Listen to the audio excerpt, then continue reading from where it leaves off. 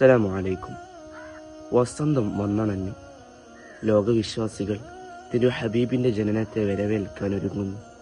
പള്ളികളിൽ മൗലിദിൻ്റെയും മദിഹിൻ്റെയും വരികൾ ഉയരുന്നു. എങ്ങും വസന്തത്തിൻ്റെ പൂക്കൾ വിടരുന്നു. ദിക്കെങ്ങും വസന്തത്തിൻ്റെ പരിമളം വീശിയ ആ പ്രവാചകനെ നമുക്ക് പഠിക്കേണ്ടതില്ലേ? പഠനാർഹമായ പ്രവാചകനെ കുറിച്ചിട്ടുള്ള 12 പുസ്തകങ്ങൾ 12 ദിവസങ്ങളിലായി പരിചയപ്പെടുത്തുകയാണ് ലിബ്ര ഓഫ് പ്രോഫിറ്റ്.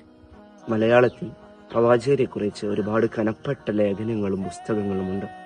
അതിൽ പ്രധാനമാണ് മാർട്ടിൻ ലിങ്സ് എഴുതിയ മുഹമ്മദ് എന്ന് പറയുന്ന പുസ്തകം.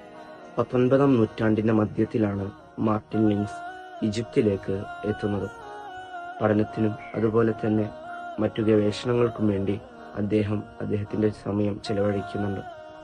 സൂഫിസത്തിൽ ആഴത്തിലുള്ള പഠനങ്ങളും ശേഷം തിരുപ്രവാചകരെ കുറിച്ച് പഠിക്കുകയും